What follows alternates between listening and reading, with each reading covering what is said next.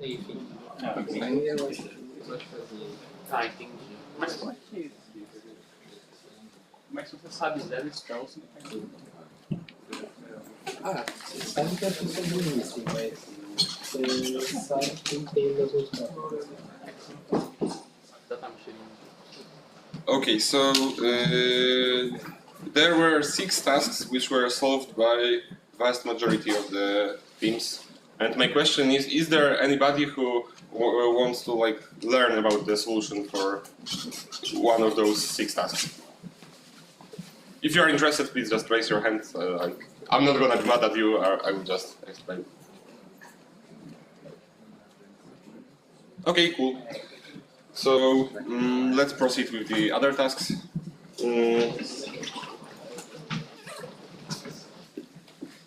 Okay, so we are going to start with the task B.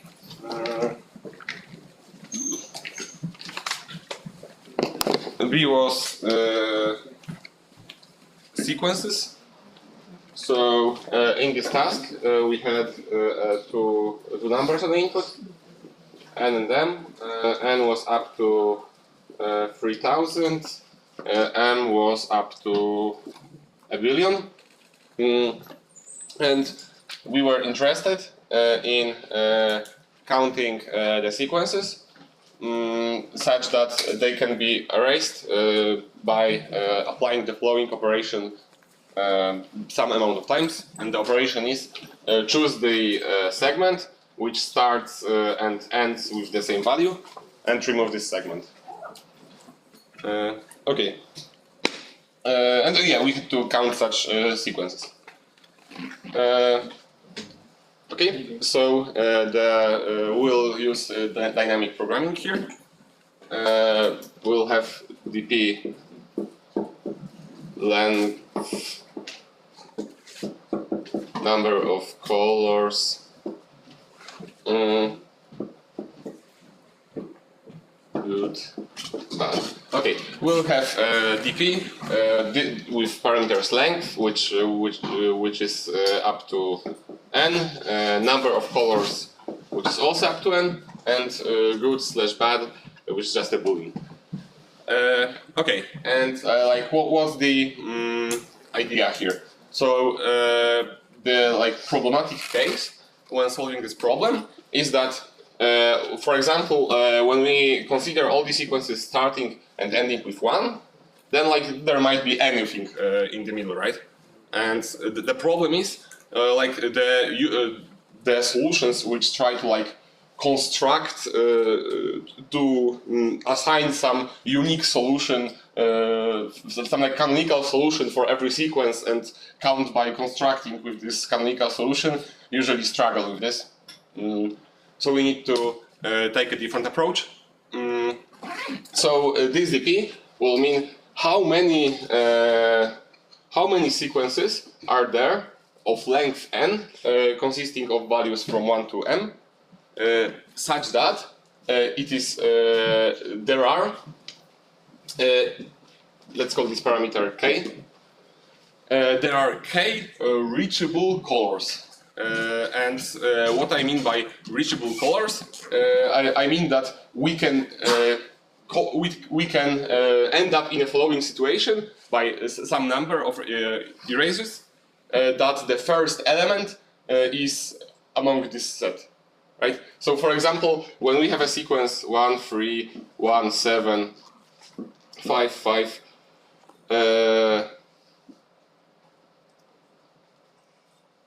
okay, then there are two reachable colors. 1 is a reachable color and 7 is a reachable color, right? And this is the information that is helps us to avoid overcounting this case. And this flag, good or bad, says if the last element of the sequence is reachable or not. It's like the definition of the DP. Are there any questions regarding the definition of the DP? Yeah? Can you repeat what does it mean to be like reachable? Okay, the color is reachable if there exists a sequence of operations, so like erase some like prefix with the same begin and end, and like after this process there will be some color which will be first, right? Okay. And we count how many such colors are there. Okay, so knowing that, knowing that, we know that our answer is dp n whatever good, right? Because like we like just the sum from the whole column up to like length n and is good, and whatever number of reachable colors. If it's good, right? And now how do we calculate the number? Okay, so is it like obvious how to do the transitions here, or should I like elaborate on that? Just please. Huh? Just. Yeah, But this was not a yes/no question. elaborate. Okay. Okay, what do we do here? So if we want to calculate some for some n and for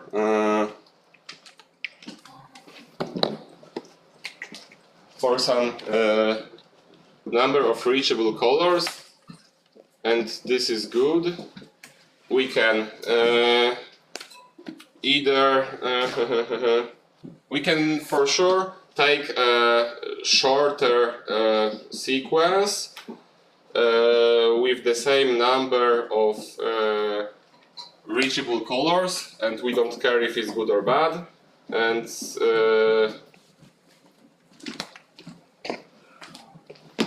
like by this star I mean a sum over this column. I hope this like notations it is not confusing. Times k, because we can take any shorter sequence with exactly k reachable colors, and if we want our sequence to be good, then like the last thing must be reachable, right? We need to be able to cut it. And is this like any questions to this? Huh? Yes. Okay. Is it? Oh, but also we can add like dp n minus 1 k minus 1 because this means that there is a shorter sequence and one less reachable color. Okay, and how can we make more reachable colors? If we want to make more reachable colors, okay, for sure, like if we are calculating the, maybe, can I erase the definition, or is anybody, okay.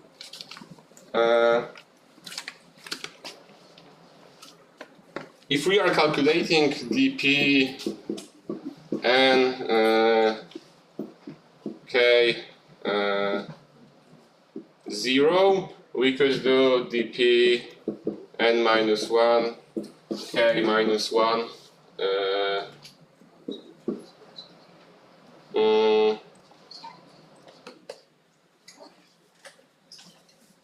whatever times m minus k. Just a second.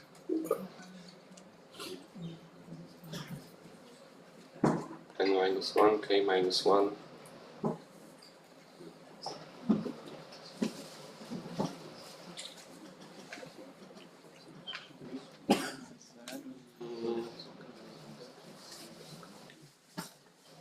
Oh, okay, sorry. It should be k and m minus k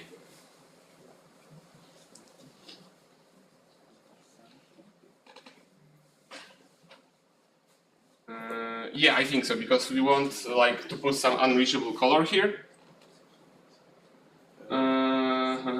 No, it has to be 0. Okay.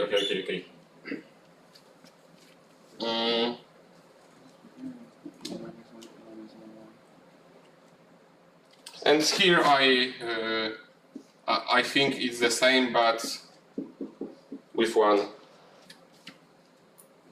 maybe.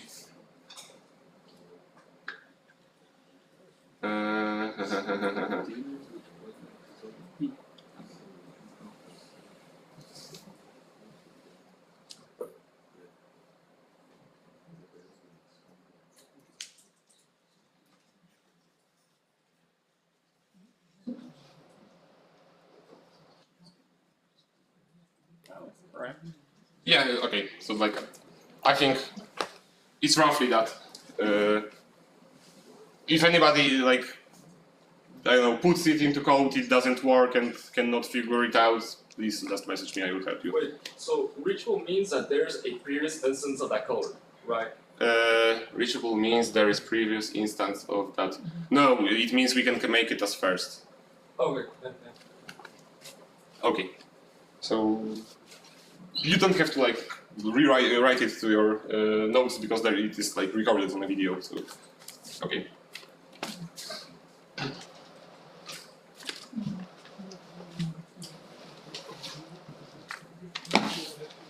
Okay, so that was B. Let's go with the next task. Next task is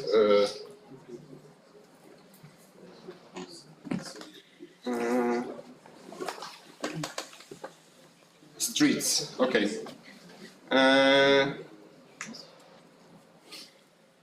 Okay, so for streets, we have a grid.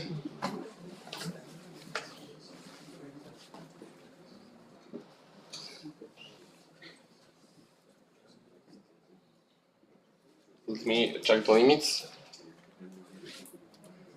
NM goes to. Okay, NM up to 15,000. NM up to million.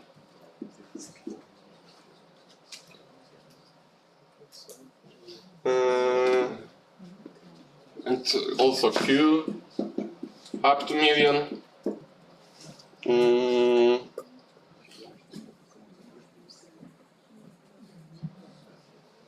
Okay, and this task is about like we have some city, and those are the roads, and on every like crossing of two roads, there is a system of pedestrian crossings, and how does it work? So for every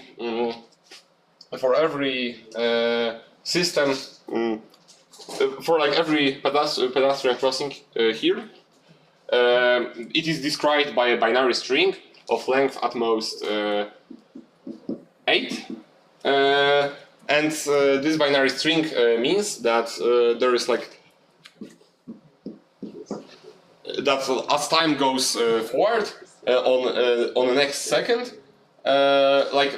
0 means the two horizontal ones are available and vertical ones are not, and 1 means like the other thing. And every second we just like we keep some like counter, and this counter goes forward and overlaps at some point, right? And that changes the state of the crossing. And now we have some queries, and it is a case for like every crossing here. And now we have queries for we are given like pair of positions and a starting time. And now we are wondering what's the earliest moment in time on which we can from there go there, assuming that when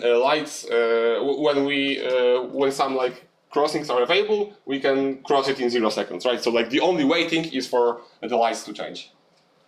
Okay, who has any questions on the statement? Okay. So the first thing we can do is we can say, because like those lengths of the programs are different, but we can say that they are all the same length, and the length is LCM 1 to 8, right? So now we have like I think it's something around 800. I don't remember the value, but it's such a value that this times like this is still a cool value, and we're all good. So there are exactly that many versions of the reality, we can say, and they are just switching. Like there are that many graphs, and they are just switching, and we are like interested in walking from here to here. Okay, so the main observation here is that I claim that in every moment of time this graph is either like a set of connected components here is either of this form or this form. And now why? Okay, so basically it is clear that in every moment in time every connected component is some like shape with all the edges parallel to the axis, right? So the thing is that if like let's assume that there is some shape of a connected component which is not a rectangle with both sides on the edges of the grid. Then it has some corner, and we can see that like it is impossible to have such a corner with this setup, because either this or this is on, right? So this shape just cannot have corners, and this basically implies that it's one of these. Like, of course, there might be more of those rectangles, or there might be even one rectangle, right? But yeah, okay. So who has any questions up to this point? Okay, so then like that means that like we can calculate this representation for all the graphs. And like this times this is still okay to store, because like for every graph this representation is of size n or m. So it's like just a list of lines. Okay, so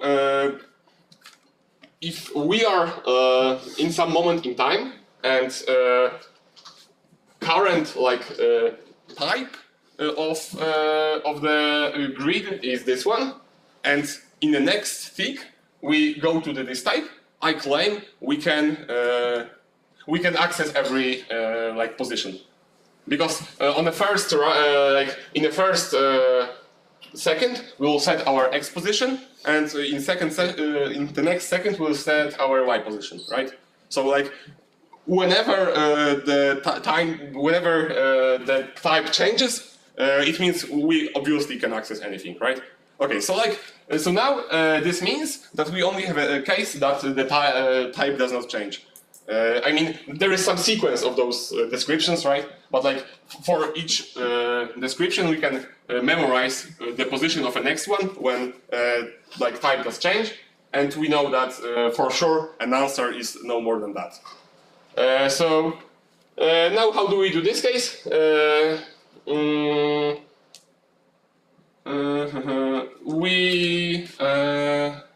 We can do a binary lifting.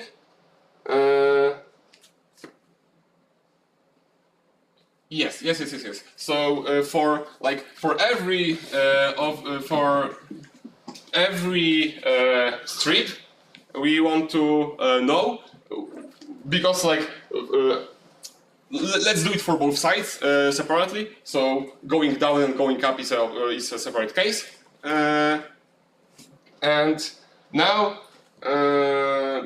let's focus on going down. So then the only thing that like is interesting for us is that if we started here, then how does the like bottom this bottom border move, because if we have like something like that,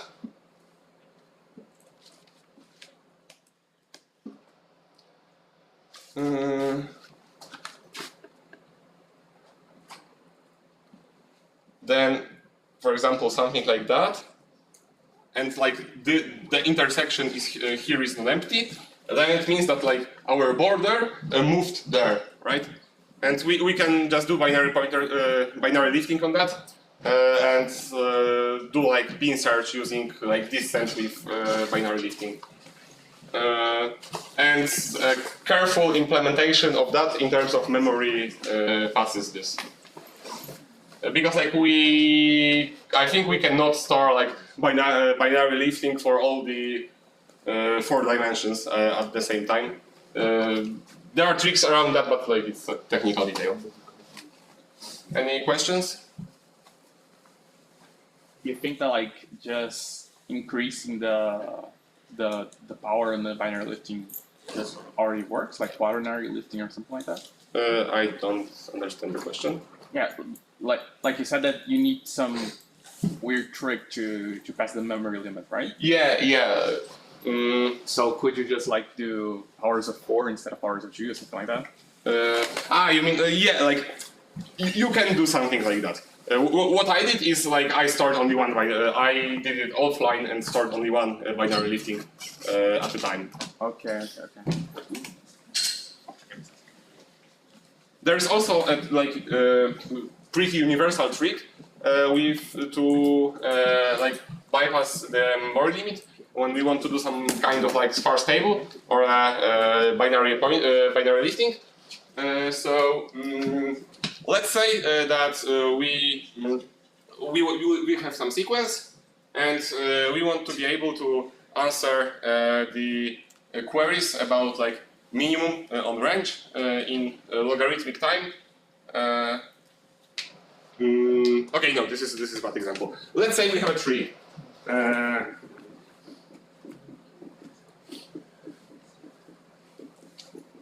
And we want to be able to get like cave ancestor in logarithmic time. So like go k vertices up, and we want to be able to answer online in logarithmic time with linear memory. Who knows how to solve this problem? Oh yeah, there's something where like you store 2 pointers, where it's like one is there and the other is like the recursive. Okay, so like there is a solution with HLD. Basically, like we could use heavy light decomposition here, and just like we either go like fully jump over the heavy path or not. But like that's not the point here. Another solution is because the classical solution with logarithmic memory would be to do a sparse table. I mean to do a binary lifting, right? For every vertex, you want to know 2 to the power of I ancestor. Okay. So let's do something similar. Let's do the coloring of this tree and color color this. Let's like L equal n roof of logarithm n. Let's color every vertex by color with a number depth modulo L. Okay? And now I claim that there exists a color such that there are at most n divided by L nodes with this color, right? Who agrees with that statement? Okay, it's a pigeon hole principle. So like, if you are coloring a set of n elements with L colors, and for every color there are more than n divided by L elements with that color, there is like a contradiction, right? It is clearly not possible. Okay, so what we're gonna do is we're gonna like do a binary lifting, but only from the vertices with that color. Like every other color does not store any like binary lifting data. Only this cool color stores jumping data. Okay, but this is not important here. you can just code like storing only one at the same time, or use shorts or something. Okay, any questions to this? Okay.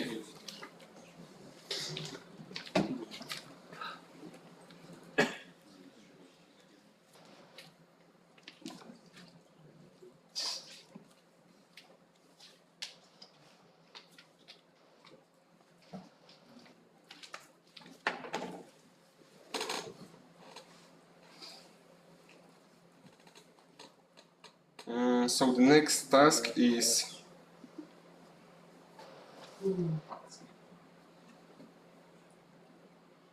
okay, spells.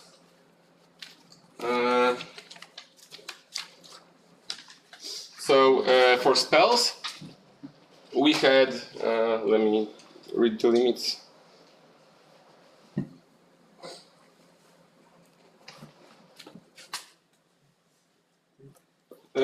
We had n up to 1,000, m up to 3,000, k up to 30, and we were considering like the following situation.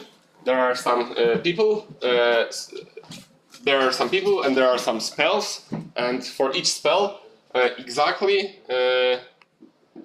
n minus 2 people know that spell, right?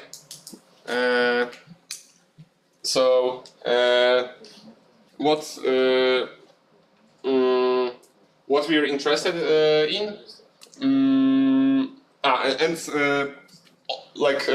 for each spell, exactly n minus 2 people know this spell, and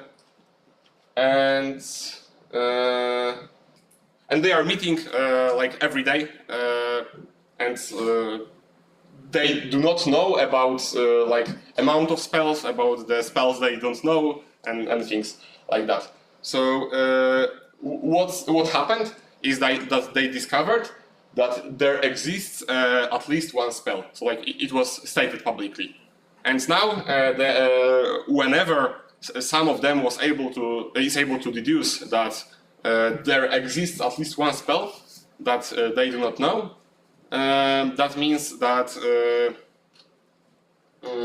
that they need to like do not come to the meeting anymore, to this daily meeting, and we are wondering when will such a situation happen, who will not come to this meeting, but we are only interested in it if it happens after at most k up to 30 days. So who understood the statement? Who has some question to the statement? Yes? Wizards know who knows the spell they know. Like if there is some spell, everything except 2 people know about this spell. And they know who knows that spell, if they know the spell. If they know the spell, yes, they know who knows that spell. Let me, but I'm pretty sure. Yeah. Okay, but what they know that if there is, they also like all know that if there is some spell, exactly n minus 2 people know this spell.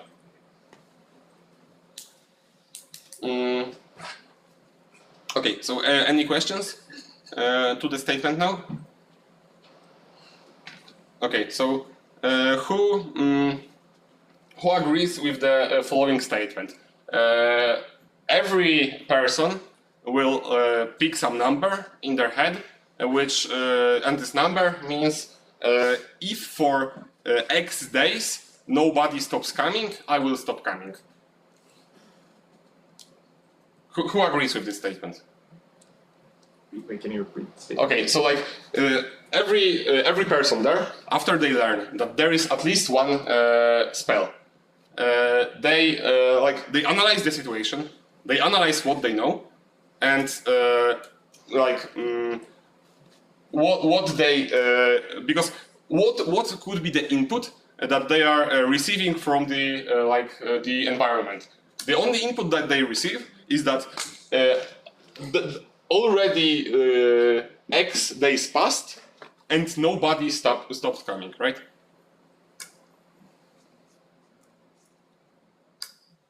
Okay. So, like, the only strategy that they can have can depend on X, right? Like, the only strategy when to stop coming. Like, the only information that, like, changes with the days is that they saw, okay, for, like, more days, nobody stopped coming. So, that means that, like, they are pretty confident in their... in the fact that they know all the spells, and maybe that means that, like, it's me who's wrong, right? Maybe let's analyze the example. So let's say there are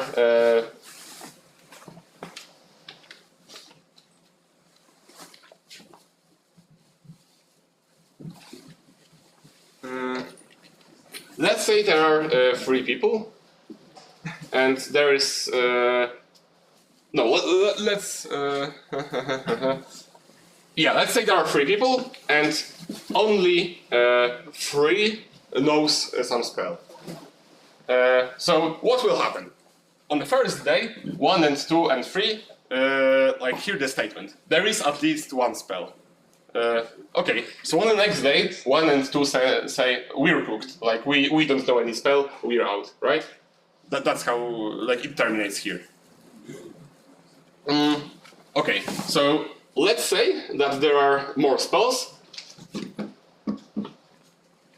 That there is actually a spell for every that, like, there are 3 spells and all of them are known by exactly 1 people, right? 1 person. Okay, so what happens on the first day? On the first day, like, what 3 knows that, right? It's their perception of the reality. And what 3 thinks is, okay, so if the, like, outcomes from the reality do not match my perception, that means that there must be some spell that I don't know, right? So what 3 sees is this.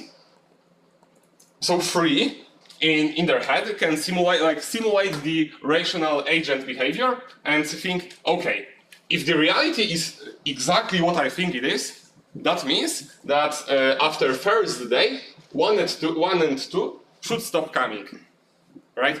Because otherwise they know something else than this. So, like, here the key observation is that for every person, either the world is exactly as they see it, or they will they are the ones who will quit at some point, unless somebody quits first, right? Because, like, we are interested only in the first day on which somebody quits. So what will happen here is after 1 day, 1 day passes and nobody resigned. So 3 thinks, oh, okay, there must be something different. That's how I see the world. Because otherwise, 1 and 2 would give up just now. So on the second day, 3 does not come. But what's funny, it also happens for 1 and 2, right? Because, like, their perception is the same, right? So here, what will happen is that after 2 days, all of them will not come anymore to the meeting, right? Okay, so who has some questions to what I said? Okay.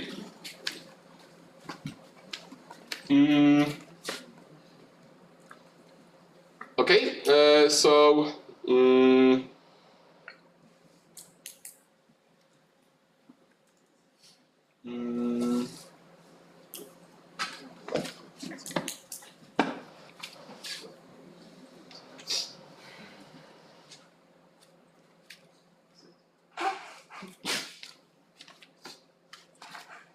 So let's focus on one person.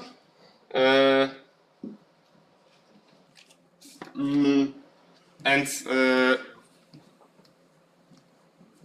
so what this person like let's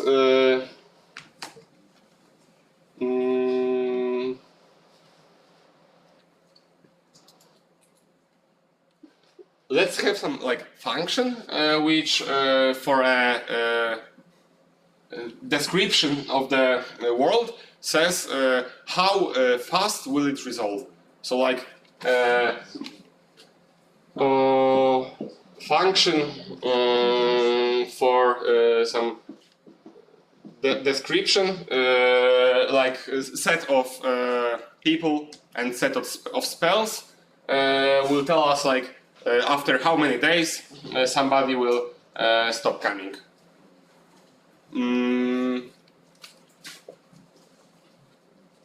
Okay, so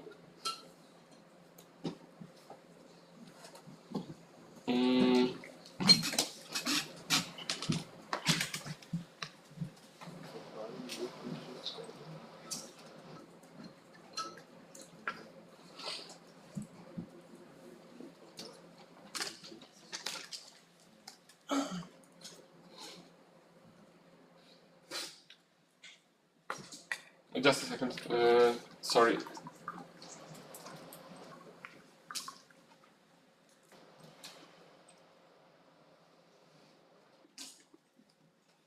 Okay, so like let's focus on the people. This is some like person one, and if like there are no spells such that one knows those spells, then like the situation resolves immediately. And if there are some,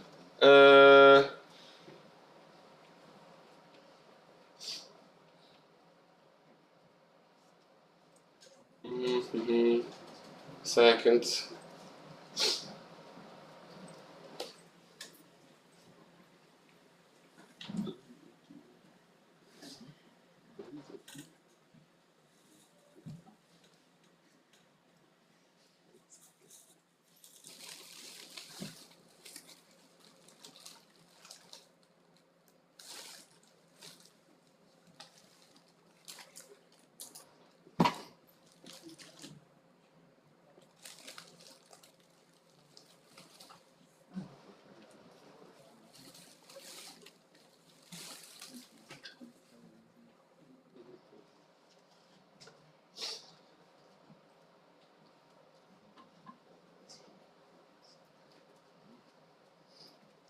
Okay. So one thing is here is that like this number n minus 2 seems very specific, right? So basically we can think about it that like we can think about like the not about the spells, but about lack of knowledge about spells. So we can translate it into a graph problem where like there is an edge between two vertices if those two guys both do not know about some spell that exists, right?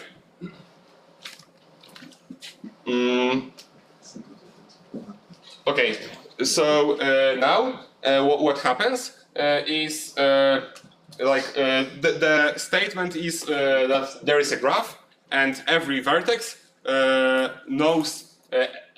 can see every edge except the edge that does not touch this vertex, right? Because if it can see the edge, it means that it is in the set of n minus 2. Is this like a reformulation of a statement well understood? Any questions to that? Yes? The edges are between the wizards and the spells, or No, between for each spell we add an edge between two wizards who do not know that spell. So yeah. Could you repeat what edge is a vertex can see? Okay, so vertex is a person, edge for each spell. There is an edge between two people who do not know that spell. And okay, so what was the problem statement? The problem statement is that n-2 people know each spell. So it means that for every edge, everybody except those two can see the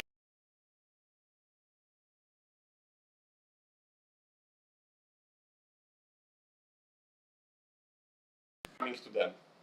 Because like the statement for like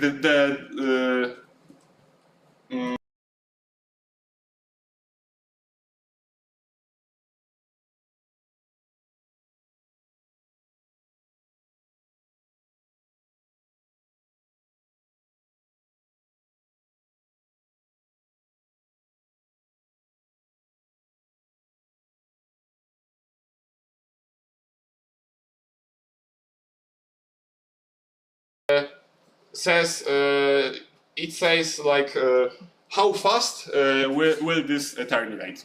Okay, like this process. So let's like gx define. Let this be a graph G without all the edges outgoing from X. Okay, so.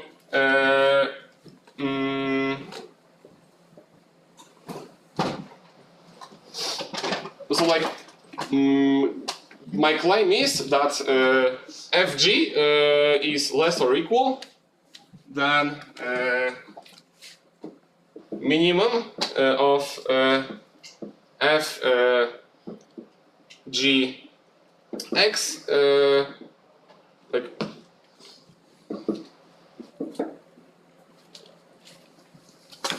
it is less or equal than iterated minimum over fgx over all x's plus 1.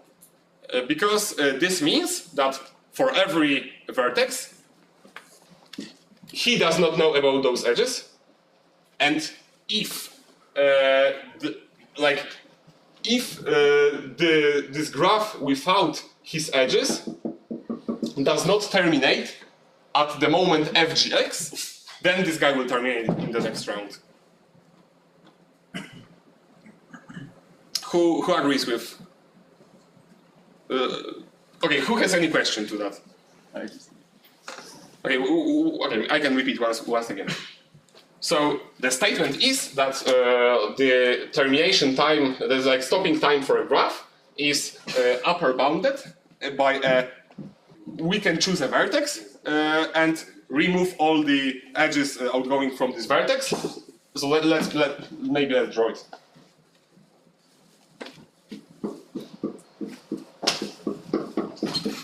Okay, so what I'm saying, we want to know what's the termination time for this graph. I'm saying that it is at most this value. Let's forget about those edges, evaluate the termination time for this graph, and now this plus 1. Why? Because what will one think?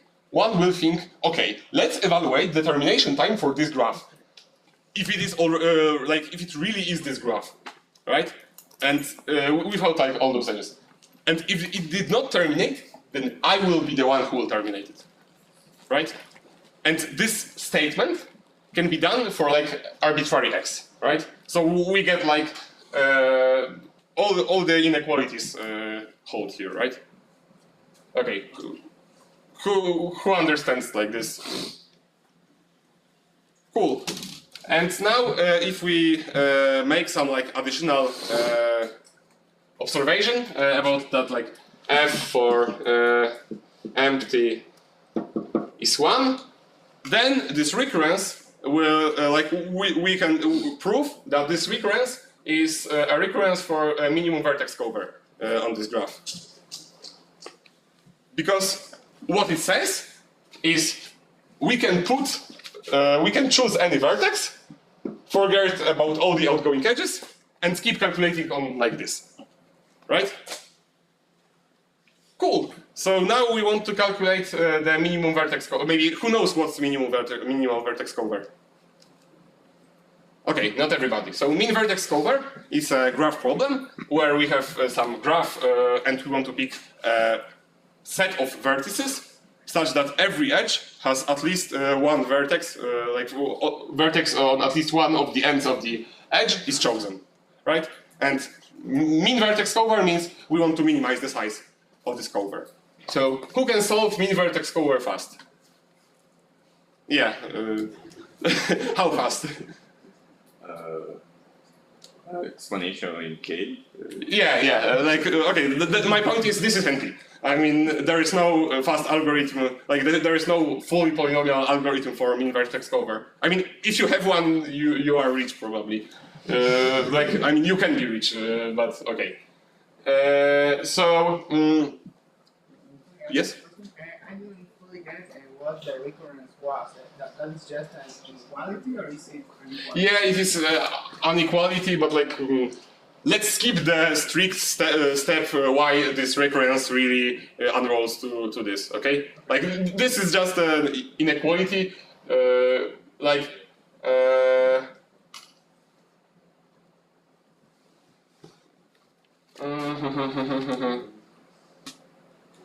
okay, whatever. Let's skip that part. Like this looks already similar to this, right? Okay. So there is like no algorithm which is fast in general, but like here we have an additional property that we only care about the outcome if it's greater, if it's less than equal than 30. So we're gonna like heavily abuse that requirement. Okay, so for now let's like don't think about how to extract the list of the guys who will stop coming at this day, just the number of the day. Okay, so naive algorithm, naive. I mean, okay. First algorithm for this we'll use branching technique for like parameterized algorithms. Who heard about branching in parameterized algorithms? Were you the one who solved this problem, or? Oh, I see. Okay, so let's say we want to check if there exists. Don't really care about those limits because we will be like heavily over the limits in the first few solutions, but we will like make it fast enough. So let's say we want to check if there exists some vertex cover of size at most k. So the first thing that we can do is let's pick. We have a graph.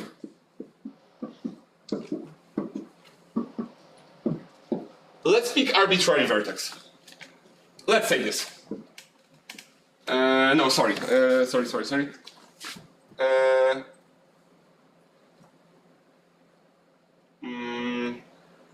Okay, let's pick arbitrary vertex and say if it has any outgoing edges. And I'm saying that either this vertex has to be chosen or all its neighbors have to be chosen, right? Okay, so we can branch on that. I mean, let's write like a recursive backtrack, which in each step chooses any vertex which has any outgoing edges and tries two versions. So maybe let's try on a smaller graph.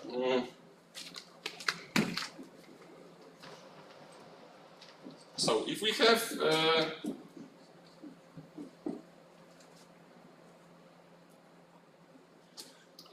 we have something like that, maybe. Okay. Then let's say I pick this vertex. So two branches are in the first branch we pick this vertex. So we are maybe let's add some numbers so it's easier. 3, 4, 5, 6. We pick number 5. So then, if the number 5 is picked, then let's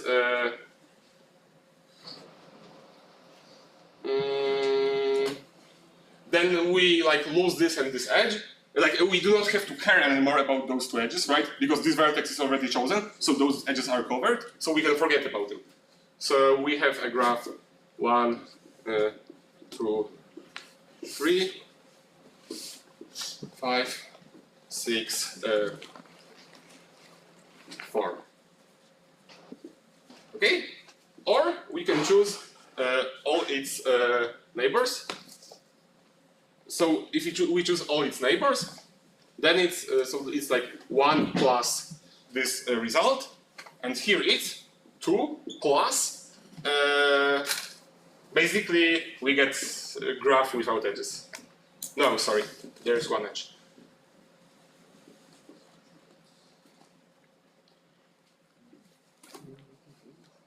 Okay, right? Because if we did not decided not to pick this guy, then we need to pick all his neighbors because otherwise those edges will not be covered.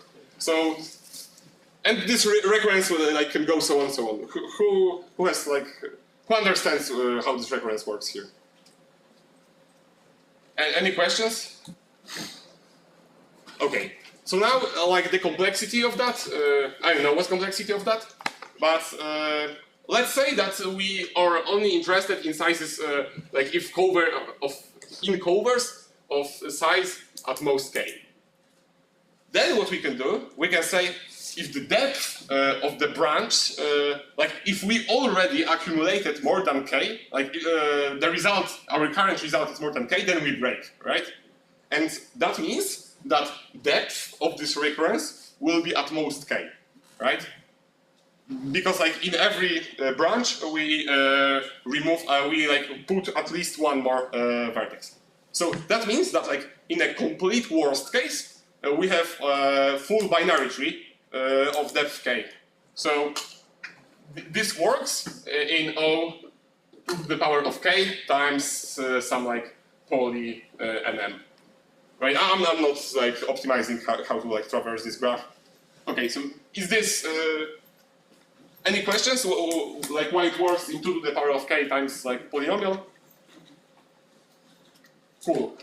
So how can we make that faster? Because like it's a bit too much for our limits, but it is at least somewhat close to whatever we're looking for.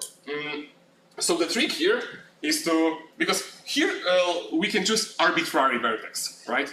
So we can like change this arbitrary to some vertex in some clever way, so it removes more things. So one like heuristic which comes to mind is to pick always the vertex with the biggest degree, right? Because like one branch will be okay, we cut only like we add only one, but in another branch we'll add a lot of them. So this like subtree will be way more shallow. Okay, so I don't know if this actually improves complexity, but I know how to make it actually improve the complexity. So one more missing thing is, let's say that in this branching we ended up with a graph which has max degree at most 2. So how does the graph with max degree 2 look like? It's a set of paths and cycles, right? And for a set of paths and cycles, we can in a linear time calculate the answer, right? Okay, so that means that in each branch we will be cutting like in one branch we will be cutting 1, and in another branch we'll be cutting at least 3, because otherwise, if there is no vertex of a degree 3, we will solve it in linear time, right? Any questions to that?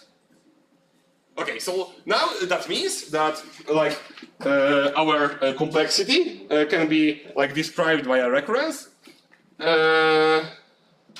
like tk is tk minus 1 plus tk minus 3, which happens to be 1 point whatever, maybe 4, 5. I don't remember. Something around 1.5 to the power of k. So this is faster. and it passes. Any questions up to this point? Because like we need to do one more thing, which is like recovering which guys will not come. But are there any questions to like calculating the number of days? I think what's not clear to me is why the reduction to vertex cover works. Like I don't. Okay, so so basically what this is saying, like, okay, do you agree with this inequality? Okay, so because like for inequality, this is saying, okay, let me try. What time do we have? Okay. For inequality, what this is saying is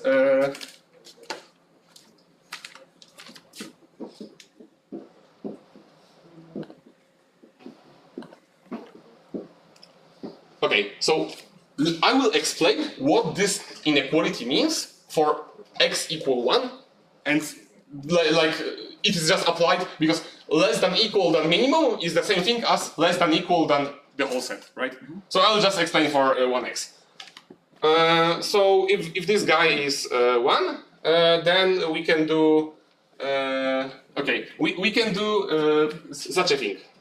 This guy believes that those three edges do not exist. Okay, I think what was maybe missing.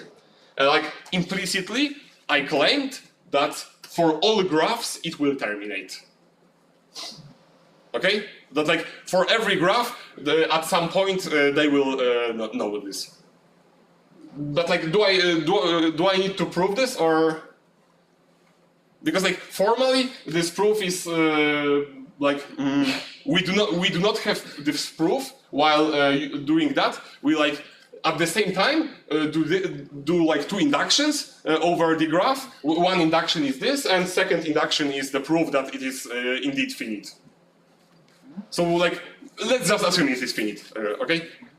So this guy strongly believes that those three edges do not exist, right? So what? Okay. So what he believes the graph is this, right? Okay. So and now if this graph, like if there is no termination after, let's call this P. If after Fp it did not terminate, this guy knows I'm wrong and terminates by himself, right? Mm-hmm. So we agree that this is like that this is indeed the inequality is called for the answer to the problem, but like we do not yet know that this is mean cover, right? Or did you? Okay, so I think my problem was that I thought that some graphs could not terminate, so okay, like, okay. It would wait for the graph to not to like stay the same and then pop and then okay, makes sense now. Okay. Okay, but like this also proves that like by induction, not every graph terminates because there is like upper bound for, right? Okay. Okay. So any more questions to the like part of telling after how many days does it? Yeah. But why does one believe those edges don't exist? Because like if they okay, so this is the world that they see, because those are the spells. Those are the spells that he does not know, right? So only at the point when he has a knowledge that okay, so like he might okay, maybe word he believes they do not exist is wrong, but like he has no proof that those edges exist. That will be more suitable formulation here. Because like in a problem, we said that if at the point where he knows that those edges exist, he needs to like quit, right? So he has no proof that those edges exist. But he knows that all the other edges exist, right? Because those are the spells that he knows. Okay, is it any more clear, or should I? And the equality holds You're gonna explain why the equality? Okay, so like why the equality holds. I mean, the proof that why equality holds is more or less that's the only thing that might happen. So like the only thing that might happen is that some guy sees that like this smaller graph did not terminate, so he terminates by itself. But like it gets really like philosophical. What does it mean? It is the only thing that might happen. Okay, I'll think through it later then. Okay. Any more questions to this part? Yes? He expects the graph is connected to terminate or the vertices. No, like he expects anybody except of him to terminate, right? Because like maybe I misunderstood your question. What is he expecting? Okay, so his knowledge tells him that graph is like that, right? And until proven otherwise, he will stay like that, right? Because the only difference, if there is any difference between this graph and the real graph, it might be only the edge from him to somebody, right? So if graph is not what he thinks it is, it means he has to quit, right? So, like, his default view of the world is that the graph is the same as he knows it is, right?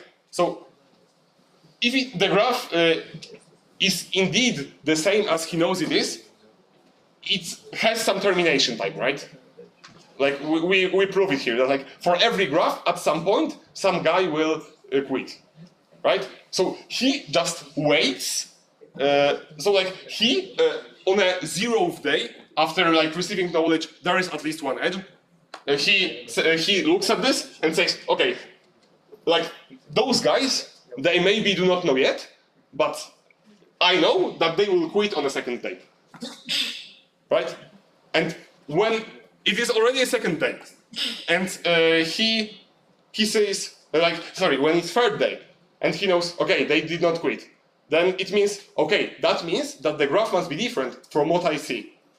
And he has to quit, because it means that there is a spell that he does not know. Right?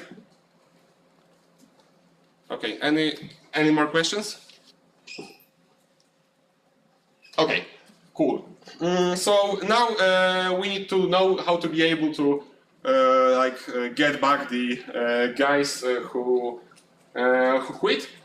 And the answer is basically those are the guys who can be in any minimum vertex, like in any min vertex cover. So like we consider all the min vertex covers and the union of those min vertex covers, and those are the guys.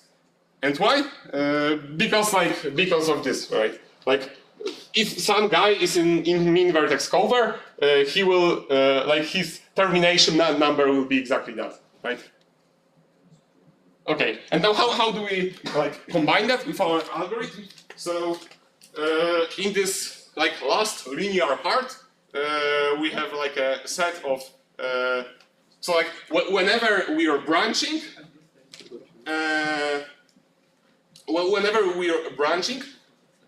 we need to like keep our best result. Like current best result in this recurrence, and whenever we get new best result, we need to like clean our list of guys who are good because like the result has changed, and check if we are in some like recurrence here, we need to check who did we where did we put those vertices. They all can be in this min vertex cover, and now. If we have like set of paths and cycles, then like we need to manually, if it's even length of path, then something like easy, right? I'm not gonna do it here. Okay. So I think you did something different. No, we did the same thing. But I think I saw you running like this cover for every vertex, like. Yeah, like we forced every node to be in the vertex cover, and the recurrence is the mean. better than what we had, and we cleaned the list, and we did n vertex covers already. Yeah. But like, did you have like tune the constant factor? Because I saw you had -30. So like, is your complexity worse or?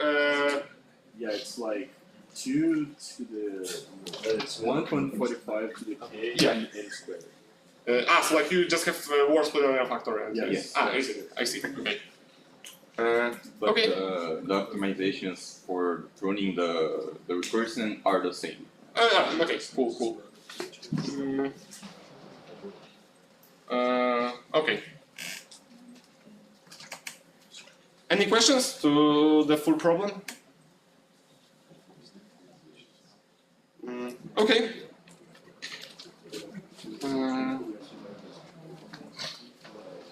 Can I erase that, or anybody wants to like? Oh, by the way, like this like topic in algorithms that like we want to solve some NP problem, but we want, for example, only the results which are at most k, or we know some other additional information. Is called parameterized algorithms, and there is a really nice book.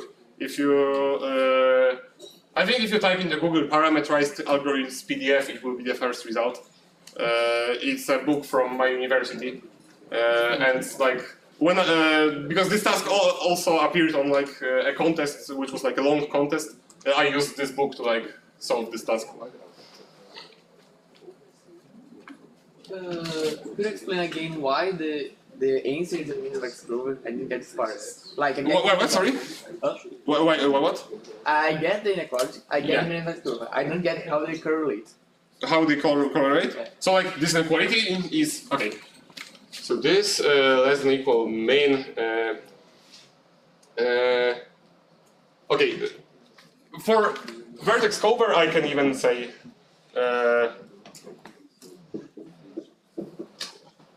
Okay, I can say even that for mean vertex cover. And what does it mean? This means if we want to calculate result for G, we can pick any x. +1. We can pick any x, remove the edges outgoing, and return the result of that +1, right? This exactly means choose the first vertex of the vertex cover, right? Okay. And like here, we are taking minimum because we want the best choice, right? Okay. Is it clear now, or? Oh, and you do this in that direction. Oh, okay. Okay, it makes more sense. Okay, cool. Any more questions? Okay.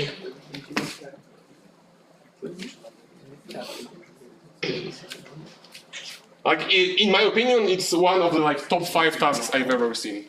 This is like in my opinion, this is just genius to to do this correspondence of some riddle with spells to a parameterized problem.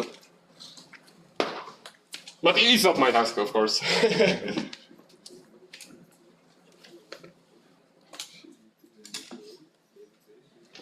Okay, what else problems do we have?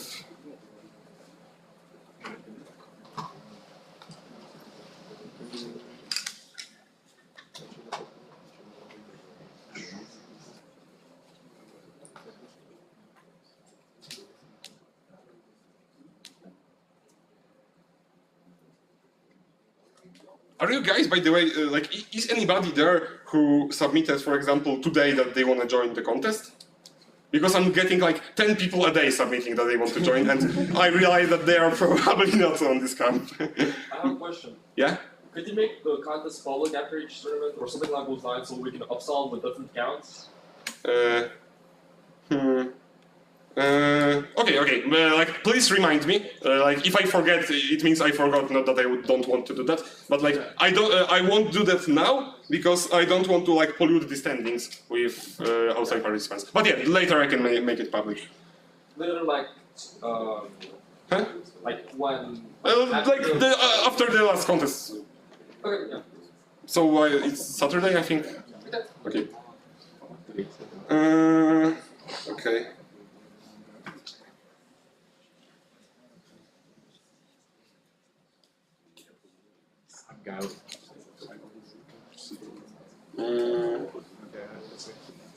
Okay, so we have like not much time left till the coffee break, but I promise to tell you two things which I forgot to tell because we ran out of time on previous two lectures. So I'm gonna tell it now. So the first thing is the problem where we have n up to 1 million and a sequence AI and q up to 1 million sequence AI, and we want to answer q queries like cardinality of a set AL plus 1 AR.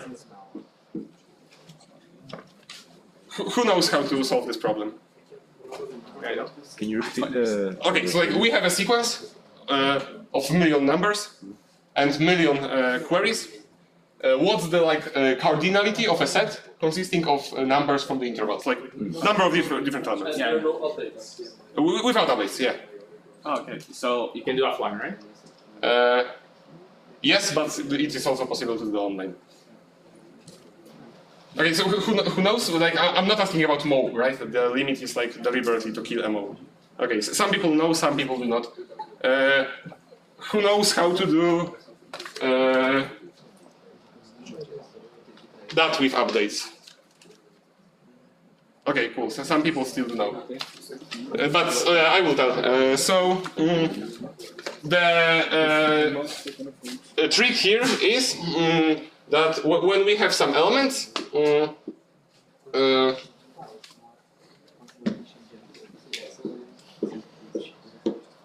what we will do is we will imagine a line from each element going back to the element to like the previous element in the sequence with exactly the same value. And now my claim is that the answer for some interval is length of this interval minus number of lines which fully fit into this interval. Right?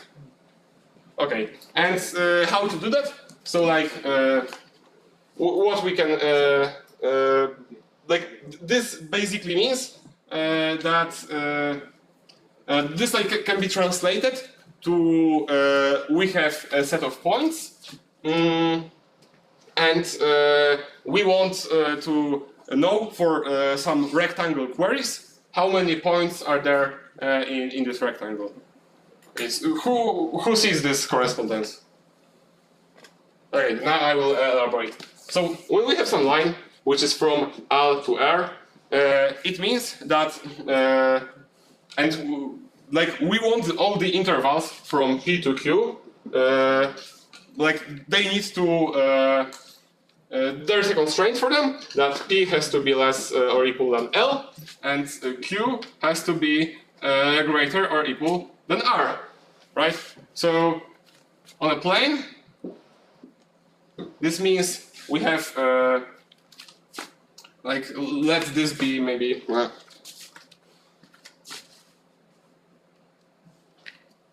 X and Y, X and Y. Okay, so we want this to be a point on the position XY.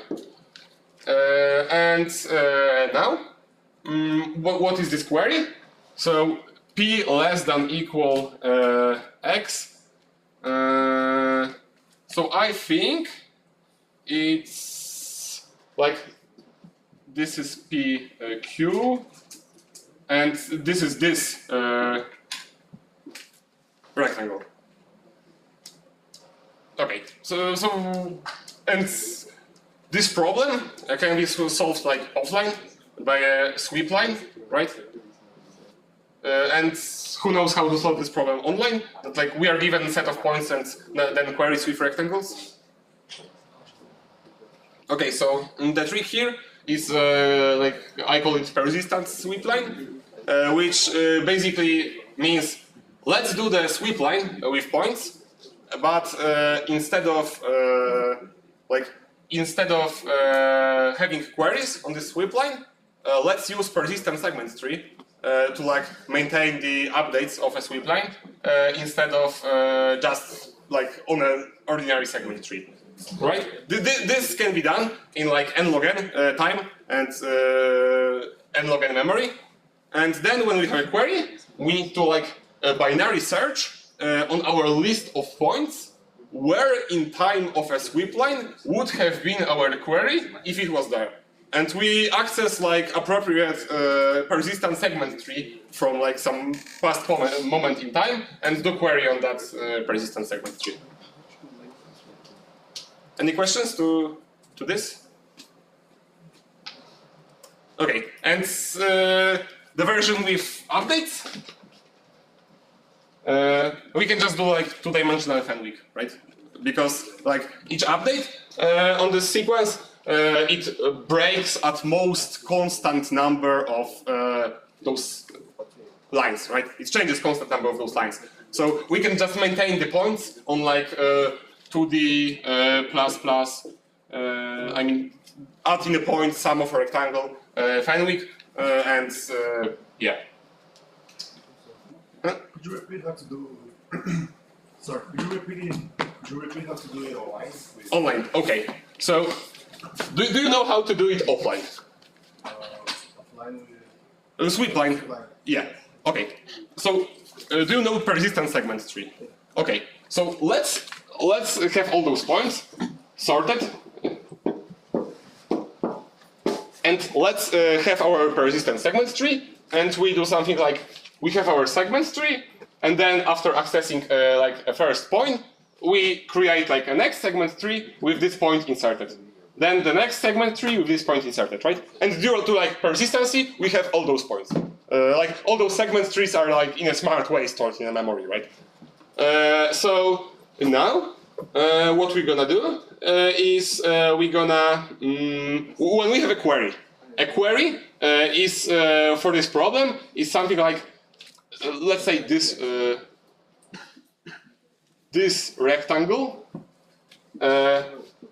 So for this rectangle, we want to like access the state of a sweep line from that moment in time and in that moment in time, right? And take the difference. So we, on a list of points, we binary search where that would have been if it was there in the first place, and we will like get some corresponding state of a sweep line in the past. And the same thing for here. Is it clear now? Yeah. Cool. Okay. Any more questions to that?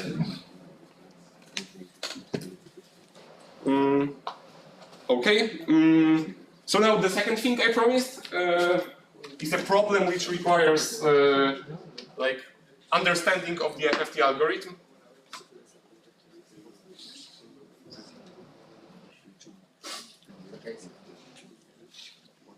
So we have some number n up to a billion, and we have some number k up to 20. Now we define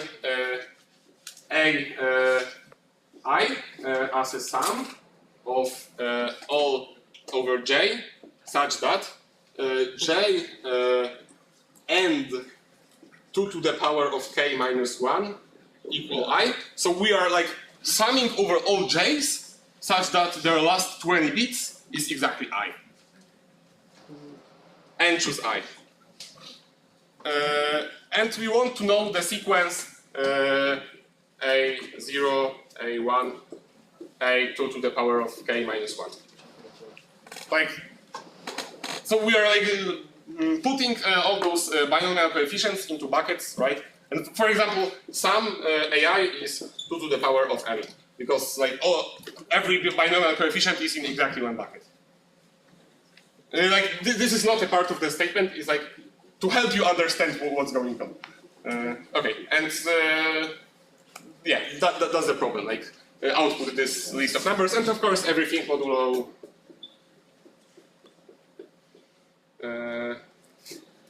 Yeah. Okay. So it's coffee break time. So see you in half an hour. Yeah. Sorry. Yes. Can choose J Here. in the and choose in the sum. Yeah, it's into Sorry, no, yeah, in the sum, Inside the sum, AI put in the equals sum. Then choose J. here Choose J. and choose instead J. of I. and just you're right. Thank you. Any more questions? Okay, then coffee break.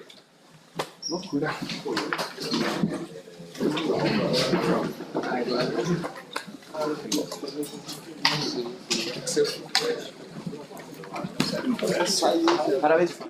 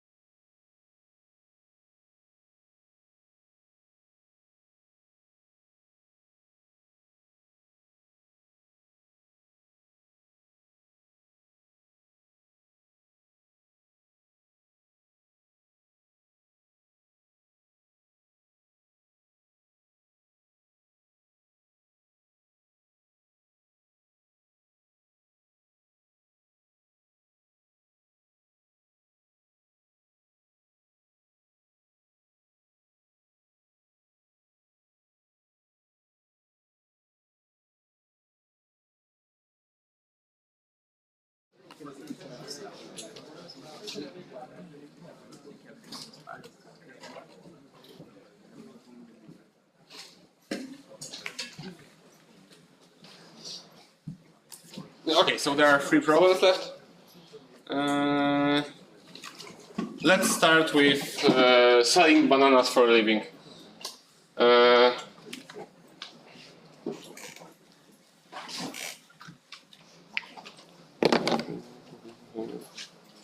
There was like second block. Did anybody? Ah, no.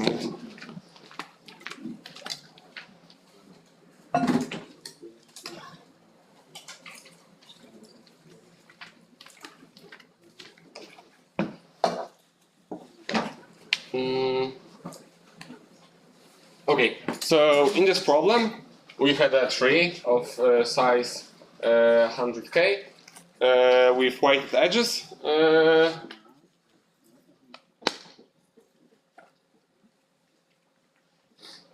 And weighted vertices.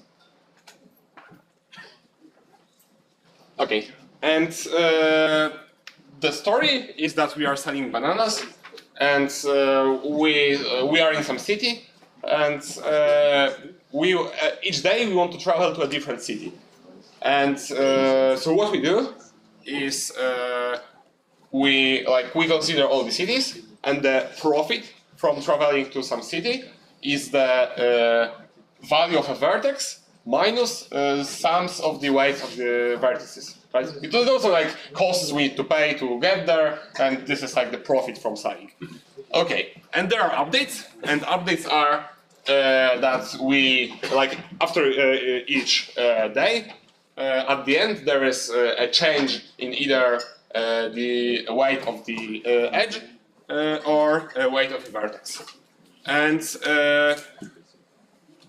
we, in each day, have to travel somewhere. We cannot stay in the same place. And we always want to choose the best spot, to greedily profit the most in the next day.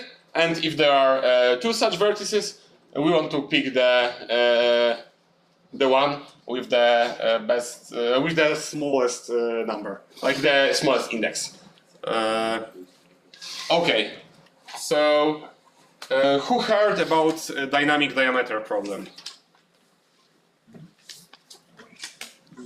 Okay, so it's basically the same problem, but okay. So how do we solve that? Well, we see 10 to the power of 5. So we have 2 complexities in mind, right? N square root n and n log square. So we'll go with n log square. Okay. Who heard of centroid decomposition? Okay. Who heard of centroid decomposition tree? Everybody, cool. Or maybe like who wants me to explain what centroid decomposition tree is? Okay, so don't zero. Okay, so centroid decomposition, you all know what is centroid decomposition. So centroid decomposition tree is a technique which persistently stores state of a centroid decomposition, which allows us, for example, to answer some queries. For example, the idea is to do the centroid decomposition and store some. When we do a centroid decomposition, we have some centroid, and we store some information about the subtrees here, and then we do we have next level of centroid decomposition, and we will also store this information. So usually we end up with this is first level, this is second level, and there are further levels of the decomposition. So usually we end up with some n log n memory, because for every level we usually store a linear amount of some information. Okay, so one example problem which we can do with a dynamic centroid with a centroid decomposition tree is a dynamic centroid. So let's have a tree with weighted vertices, and there are updates. All the updates are change the weight of the vertex, and after each change, we want to get like a weighted centroid. Like, are there any questions to the problem statement? Is it clear what weighted centroid is? Okay, so the trick here is that the same greedy, I would say, that works for an ordinary centroid also works for a weighted centroid. So, like, by greedy I mean let's check what are the sums of. I will erase something. Let's check what are the sums of weights in all the subtrees, and let's go to the subtree with the biggest weight. This correctly finds the centroid, right? Is it clear that this method finds the centroid? Okay, cool. So how do we simulate? Okay, so how do we simulate this greedy faster? So let's store for this centroid decomposition tree. I mean, let's store the state of a centroid decomposition for every level, and what information will we have for each level? So for each level, we will have a segment tree, which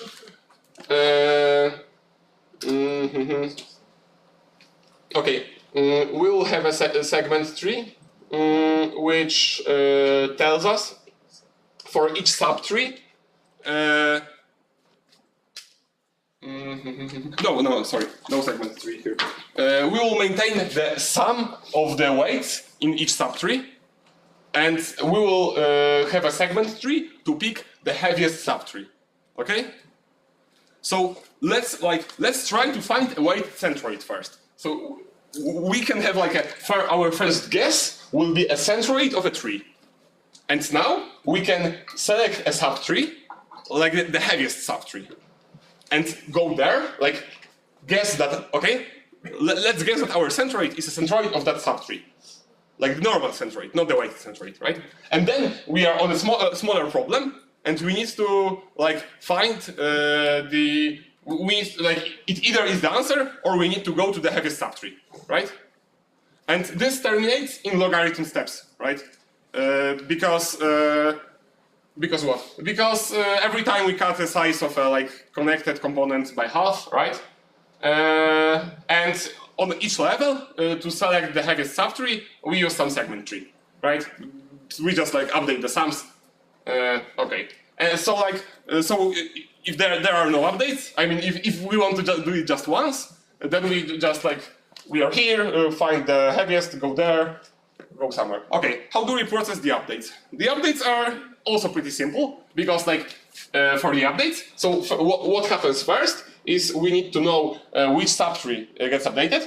Let's say it's this one. So the sum changes, we update the segment tree, and now we only need to do the updates in the subtree, right? So we recruit ourselves into the subtree and do updates there, and it's also 2 logarithms. Okay, so who has any questions to the solution of a problem, a dynamic centroid? Cool. So and now I'm saying that those problems are very similar, but there is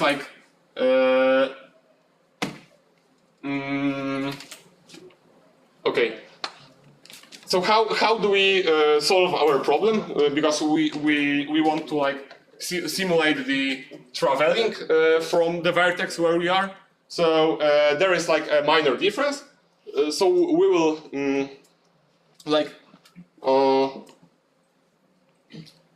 we'll do it from the here we did it from the top. So we have some guess that there is this centroid, that our weighted centroid is a normal centroid, and then we adjusted our guess. So here we'll start with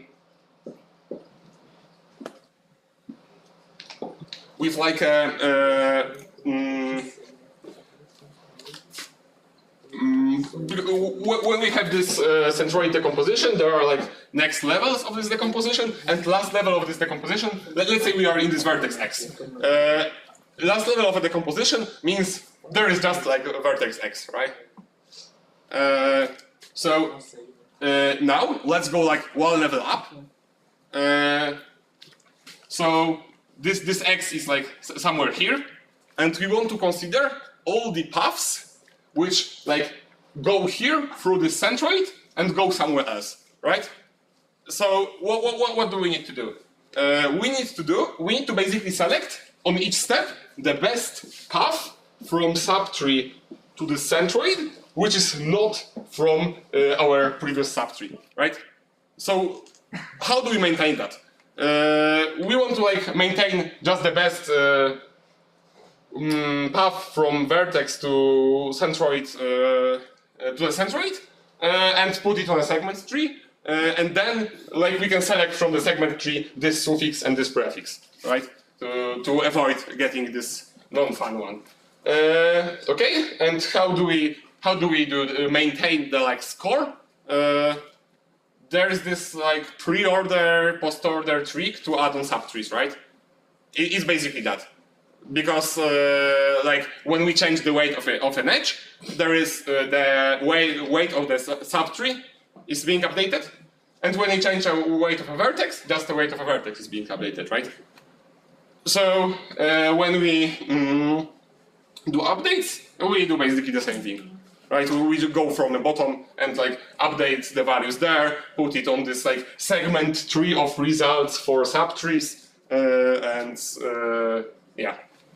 The one thing to keep in mind is that we not only need to like remember the best one, with like the best value, but also which vertex is it to pick the minimum number after it.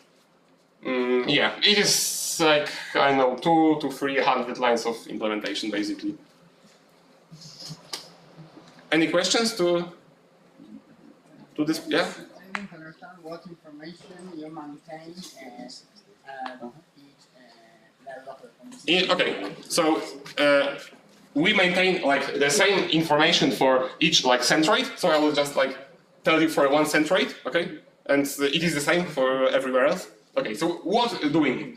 We need to have a segment tree over subtrees. So we need to have a segment tree which will help us select the best subtree. Okay. Like it is of size O degree x. And now we need to have a segment tree for every subtree. Because we want to be able, with this pre-order post-order trick, because we want to be able to like update the distances from a centroid to the vertex, right? And this is of size like sum of sizes of subtrees.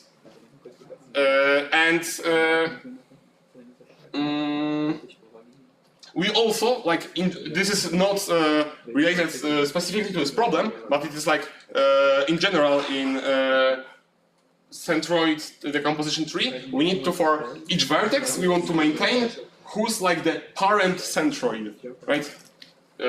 Okay, and one more thing, it is not always the truth that like we will start from the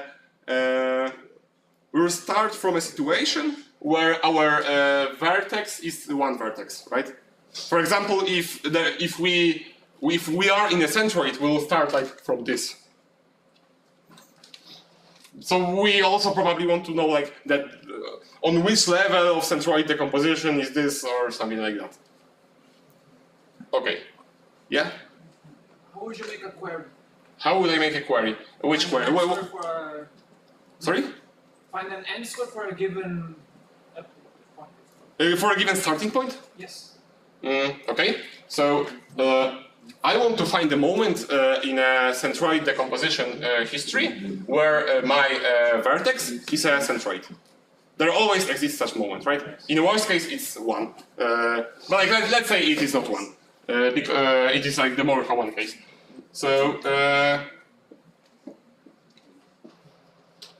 so if my vertex is a centroid, then I want to just pick the best path, right? From centroid to somewhere. So I have those paths, like for each subtree, I have already the result of what's the best path going inside here. And I also have a segment tree over all those results. So I can pick it, right?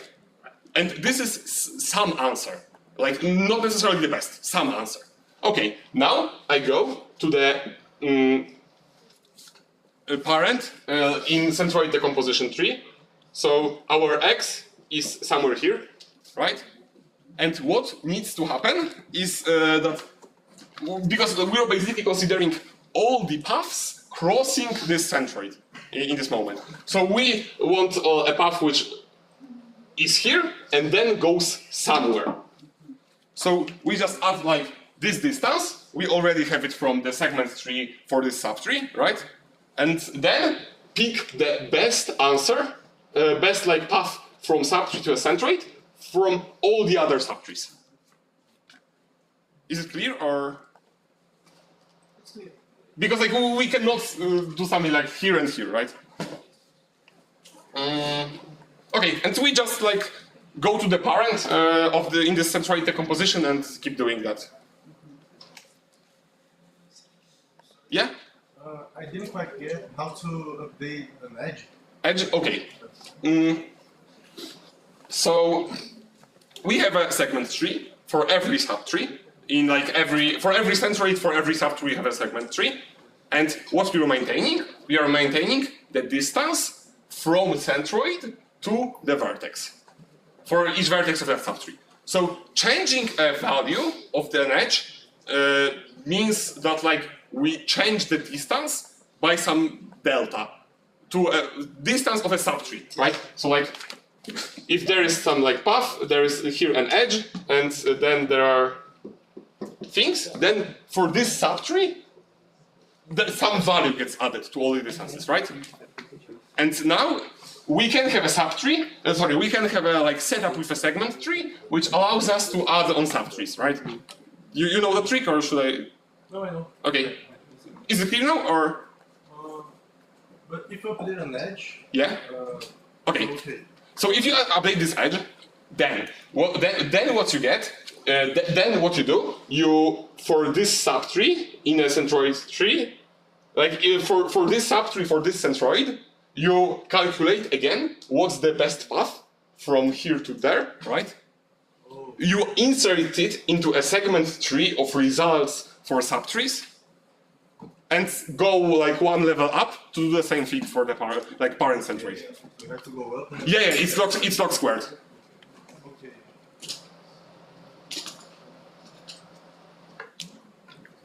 Any more questions?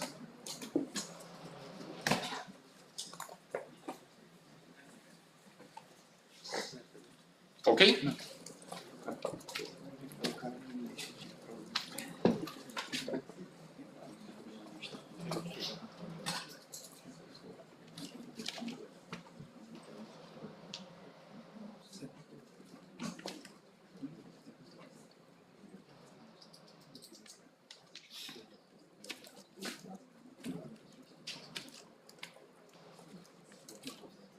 There exists also a second solution which does some DP on HLD, but in my opinion it's more complex, but has a better constant factor.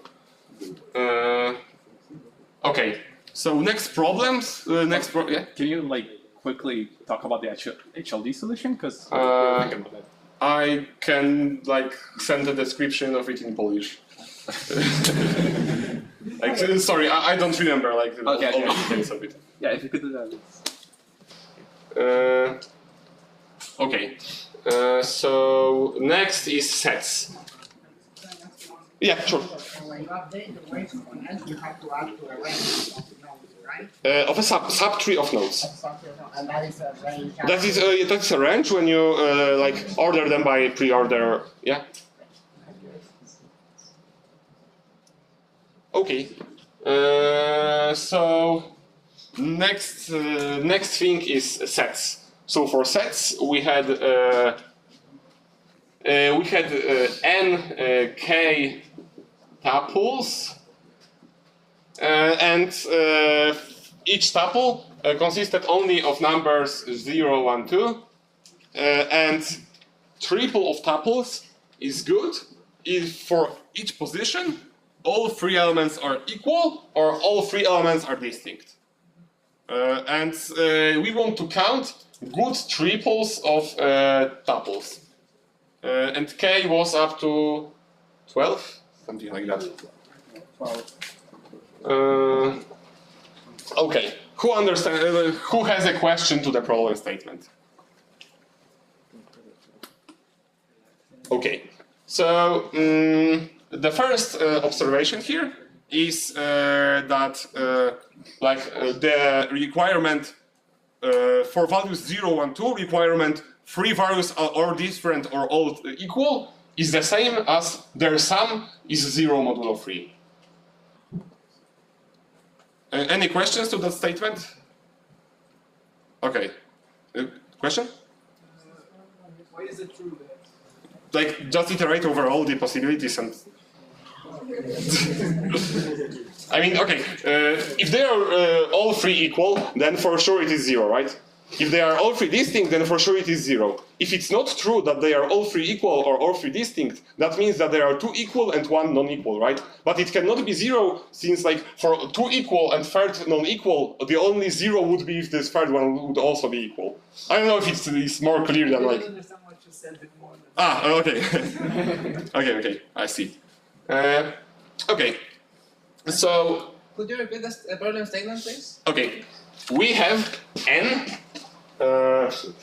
up to 100k, maybe million, I don't remember, but it does not matter. K tuples, so sequences of length k, and each element is 0, 1, 2. And we say that a triple of tuples is good if at each position all values are equal or all values are different.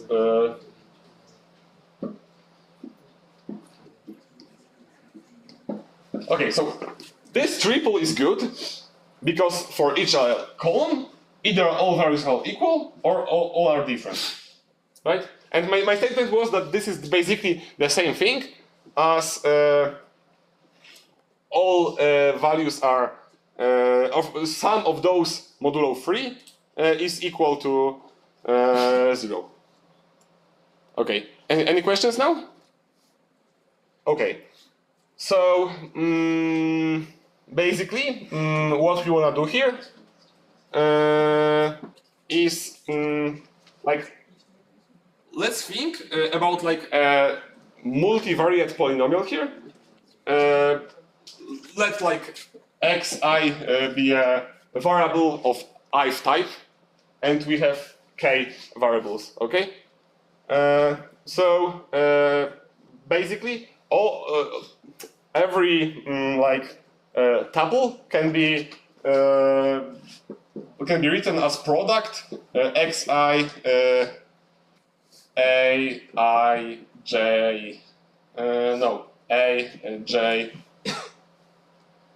I. This is like j tuple is product for if variable. We take it to the power of like sequence, right, if element.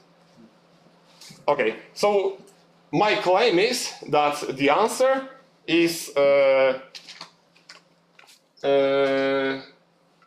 okay, and also let's like do all the calculations.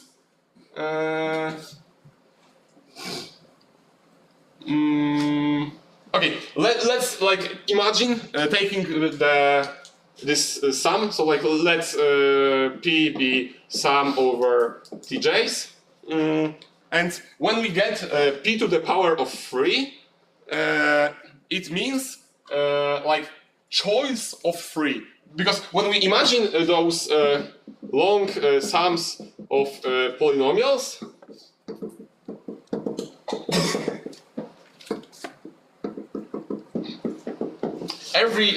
let's imagine that we have like this long bracket, like sum in a bracket, written as like, and we write it 3 times and take product of that.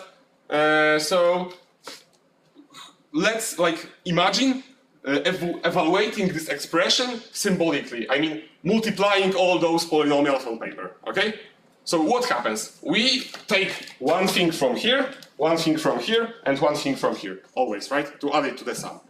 So we, I mean, okay, one thing is that like problem statement asks us for choices where like I, J, K, so like different sets, but like it will be roughly the same. We don't care about this right now.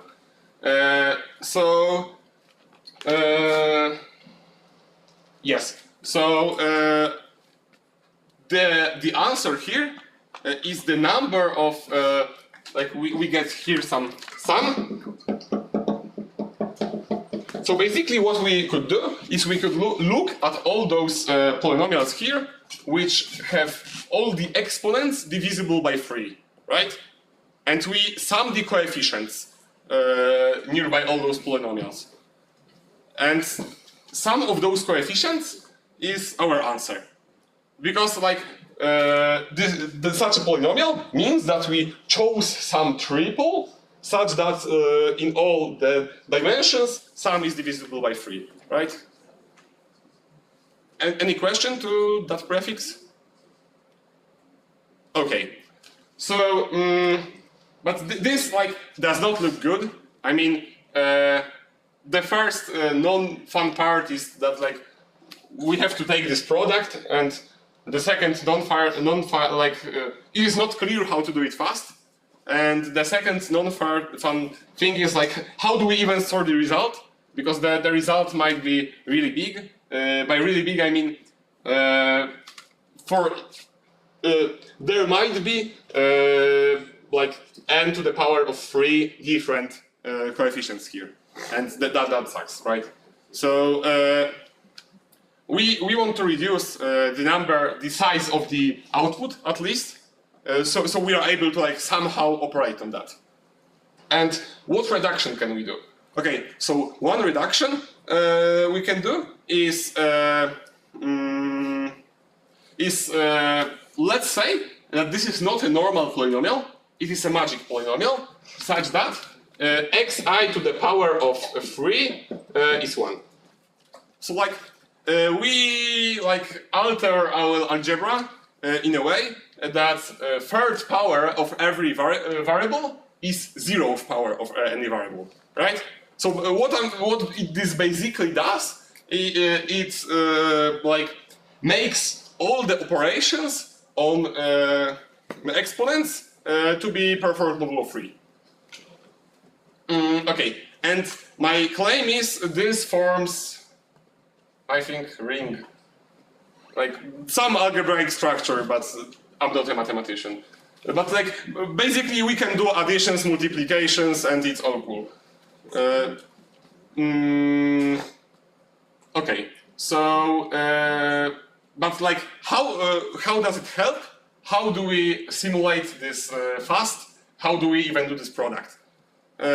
Okay, so one thing is like a property of FFT. So like there are two properties of FFT which I did not tell you about. So one, I mean there are actually more than two properties of FFT which I did not tell you about, but here are those two which are useful in this problem. So one is that we can do as well an FFT of arbitrary size. I mean, the only reason, maybe I should formulate it differently. In FFT, we chose a size of 2 to the power of k, because then this fast algorithm has an advantage, because set of squares is smaller than the set of numbers. But like, we do not have to do that. We can, as I mentioned on the first lecture, we can pick arbitrary set of evaluation points, and it will still all work. Second thing is, when we are doing this FFT multiplication, we had to make our number of points in which we evaluate 2 times bigger than like the size of the polynomial, because we wanted because the result is longer, right? So we wanted to be able to recover the result. But the question is, what happens? What happens if like we decided, nah, I'm not doing that. I will only use less of those like evaluation points. And the thing is that like if we choose if we keep using those like roots of the unity, but use less of those roots of the unity, then what happens is our convolution will turn into a cyclic convolution. So like the addition will turn into like addition modulo number of roots. Not gonna prove that on whiteboard, but it's like a pretty simple algebraic exercise.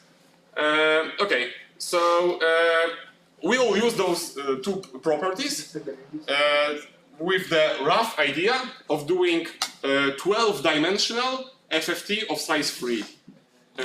I mean, we will have 12 dimensions because like k is up to 12, and in each dimension we want to have FFT of size 3. We want to have FFT of size 3, so we can. So then, after we so then we can do this multiplication and recover the result, and it's all good because 3 to the power of 12 is reasonably big. I don't remember the value, but it's like I think tens of millions or millions. Okay. But now question is how to do like a multi-dimensional FFT. Who knows how to do multi-dimensional FFT? Okay, at least 3 people should like raise their hand because there were 3 accepts on that task. Okay, so okay, maybe who heard about fast Walsh-Hadamard transform or XOR convolution? Okay, then you lied to me. You already know how to do multi-dimensional FFT. Copy from the library. Because, in Walsh-Hadamard transform and XOR convolution is like an algorithm to perform the like convolution, but indices instead of being added are being XORed. So we can think of that like instead of x to the power of some like 0, 1, 0, 1, 0, 0 in binary. This is the same as like x1 to x0 to 0, x1 to 1, x2 to 0, 1, x3 to 0, x4, 1. Right? I mean, we decompose this exponent into log separate variables, where each variable is responsible for a separate bit. Because like when we are XORing, then all the bits are independent. And here we just do FFT of size 2 on like in log dimensions, right? So this is the same thing, but like instead of doing FFT of size 3, instead of doing FFT of size 2, we want to do FFT of size 3. Okay, and now like some technical aspect of that, which means, which is like, I think, okay, for FFT of size 3, we need a cyclic group, a cyclic like multiplicative group of size 3, and the thing is that like we can either do that on floats. So like on floats we can just select those like this is one. I think it's this, and this point. Those are like third degree roots of unity on unit circle. But like the answer might be big, and it's kind of scary to run such big, because like without any further investigation, the only first obvious upper bound to an answer is 10 to the power of 15, right? Because like it's n to the power of 3. And this is like quite scary. It's beyond what's safe for complex numbers with those like convolutions. So what I did here is we can do only do one multiplication on those numbers. Calculate square of this polynomial using this trick, right? With like this FFT. Then we are all good because it's like 10 to the power of 10, so it fits perfectly. And then what we do is for each coefficient in the third polynomial, there is like exactly one matching coefficient such that their product is 0, right? Like exactly, let's this be u. So if we iterate over all coefficients in third bracket, and there is exactly one matching coefficient in u, and because we want to only know like one coefficient of the answer, the coefficient like the constant coefficient, right? So we can in like linear time match those coefficients, and this part can be done on integers. Only like this part is being done on floats. So did any like team? Did you solve it? Like, did your team solve it? Did you do like third power on floats or second power? Second? No, we did it on pairs of long. Ah, okay, yeah. So there is also another way to implement that. This trick is called field extension. You have like complex numbers, and in complex numbers we introduce imaginary unit I, which is such that I squared is equal to the -1. So we can as well introduce some number u, such that u to the power of 3 is equal to 1. And we can operate in such pairs of like some number plus number times u. And some like product of those numbers is good, division of those numbers is good, right? It's like basic algebraic exercise. Yeah, but I think this is slower than those floats, but it's definitely safer. Is there like any other team who accepted this problem on contest? Yeah, it's me. We use the same library, so. Ah, you have it in library. Okay, cool. We use long rubber and. And but you calculated the first power? Well, yes. Ah, it worked. Okay, cool. Good for you. Okay. Any questions to this? Okay. So let's go with the next problem. So the last problem was sluts. It had 0 accepts on contest.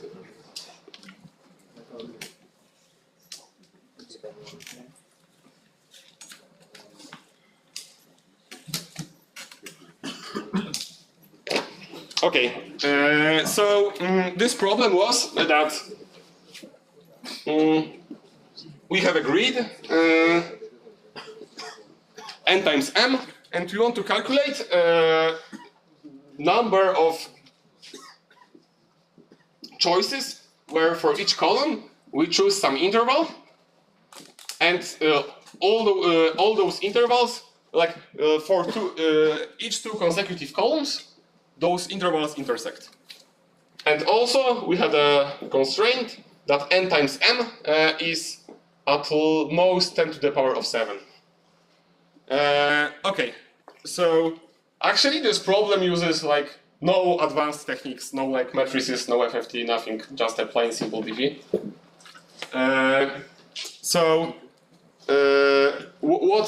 What we're gonna do here is we're gonna like n times do like the same updating procedure, and like after each like update, we will just like calculate the answer for the prefix. And what do you want to know for the prefix? So we want to know for each interval for each like cell, we want to know how many are there good solutions such that the interval such that the last interval has its bottom end here. So like, okay, okay, and now how do we update that? So if we for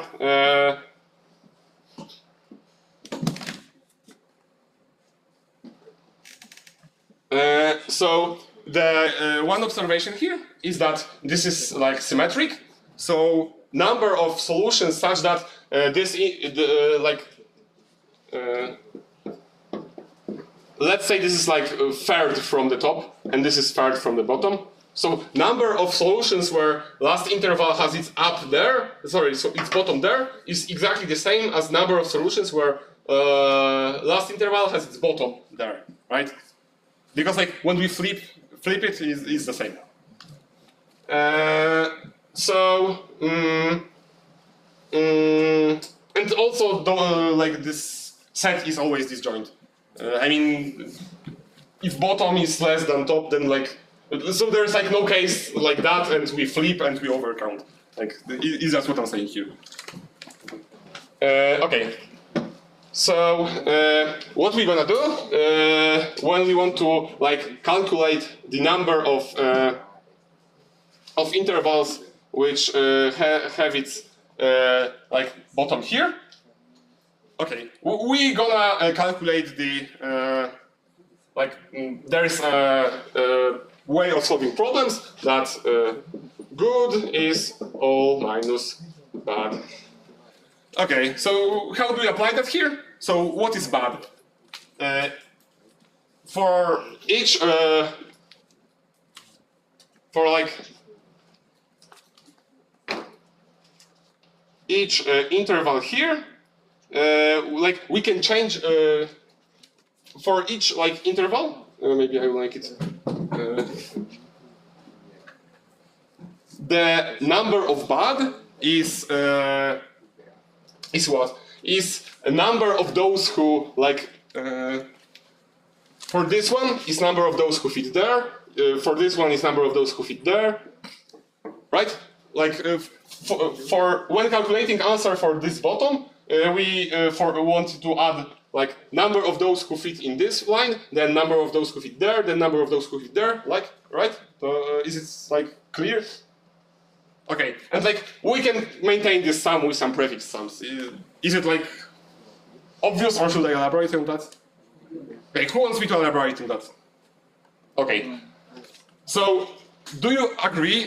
We have our calculations from the previous column, which means we know how many how many good solutions are there, which end with an interval which fits on some like prefix of this column, right? So do you see how to calculate it here? Like here we are calculating all the bad ones, right? And then we will do all minus bad. Okay, so do you see how to do it in like a linear way for one end, right? No? Okay, so we are iterating over the length of this interval which ends here. Like those are the lengths which we are like considering. So if we take this length, then all the bad ones are the intervals which fit on this prefix, right? Like if we have a solution for one shorter which has interval which fits here, right? Then it's like then it's a bad one, right? Then if this is longer, then it has to fit there, right? But this calculation is m squared, because for each bottom we need to iterate like that, right? But we basically add, this is basically sum of those values, right? So we can get it with a prefix sums to have it in like OM, okay? But then there is like also a second thing. There might be an interval which like fits completely there, right? But this is just like this times dp. Yeah? Could you repeat once again the state of the DP? Okay. So the state of the DP, like we have DP n m. It's how many good arrangements of a prefix n are there, such that the last interval fits in the first m bottom cells of the column. And this is the same as something, something, something. Last interval fits in the first top cells of a column, right? Due to symmetry. Yeah. And that's it. And any questions? Actually, I have a question. Did Yeah. you explain the problems in your perceived order of difficulty? Or? No. Okay. I like just talked about problem I want to talk about now. So. No, like this. Huh? Can you repeat problem D? Like, I don't really understand the transitions that you put in problem D. Oh. If you have time. I can like. Can I get back to you later because yeah. And the transitions on problem B within the on the board was wrong. I implemented it later. And, like the transitions were different. On problem B. Okay. Yeah. Just to. Okay, so you're saying that my editor is wrong. No, like the state is correct, but like the transitions you put there, like when you wrote in the board were not Wrong. correct. Yeah. Okay. Okay. Well. But it was similar. It was just like some random. Maybe I had some off by one, but like not gonna resolve it now. Okay. Any other questions?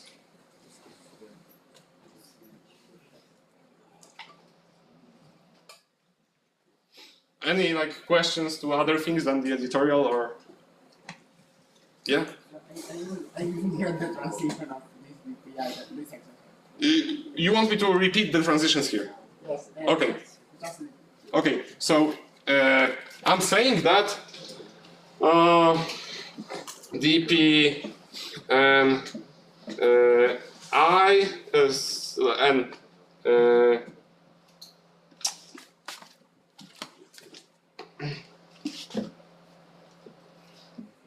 M is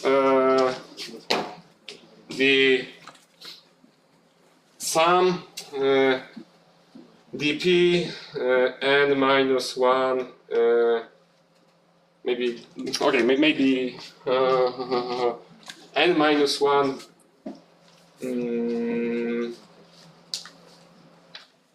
m minus e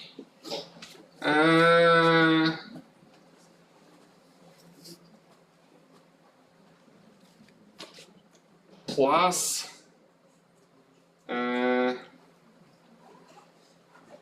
m times dp n minus 1 plus m times dp n minus 1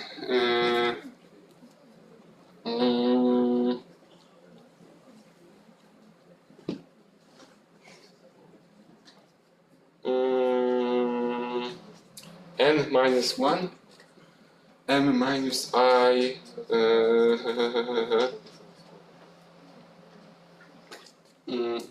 okay, it is, let's say here we have n and m. M minus m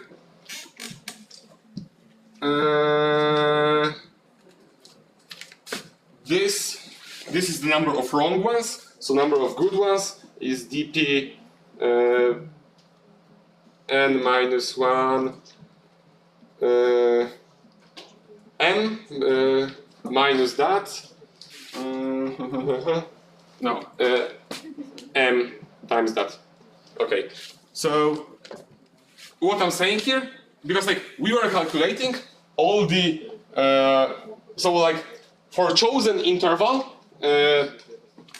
here with fixed bottom, what's the number of all good previous plus this interval? It's dp n minus 1 m.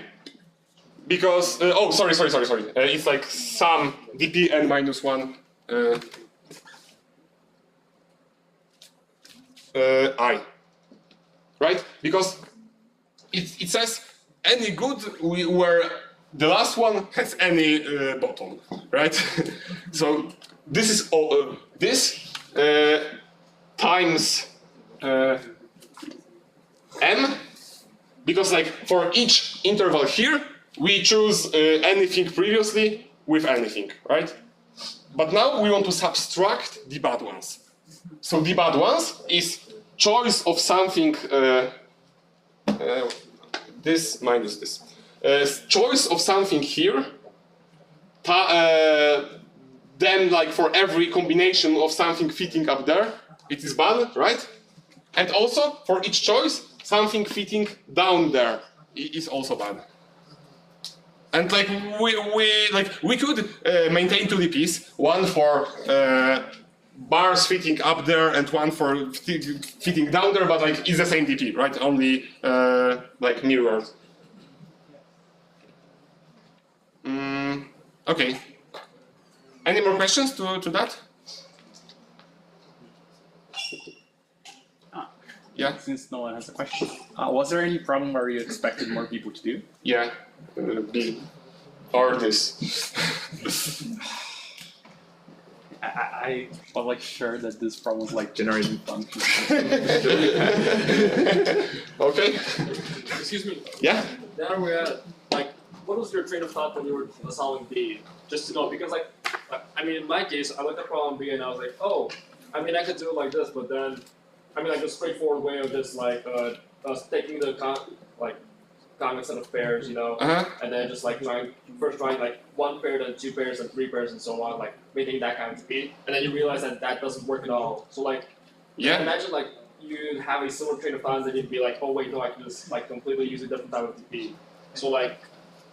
Okay, so like one thing, which is like a meta way of solving problems, I noticed that like I often missed when there is DP, like DP n 2. I like often had a hard time of coming up with that too.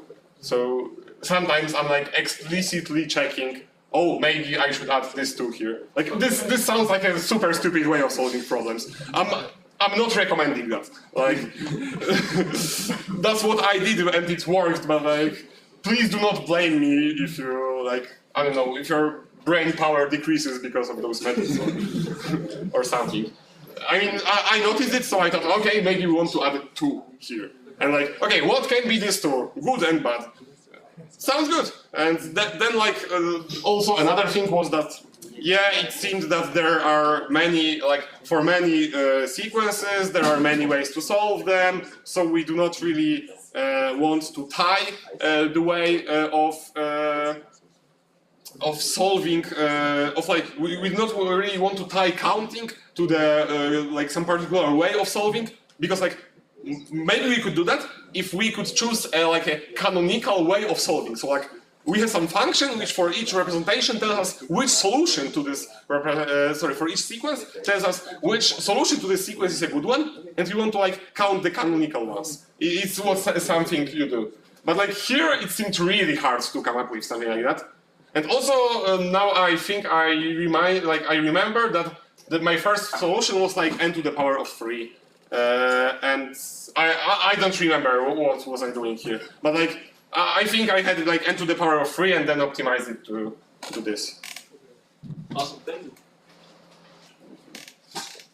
Okay, so I think it's the end of the lecture. Thank you for today.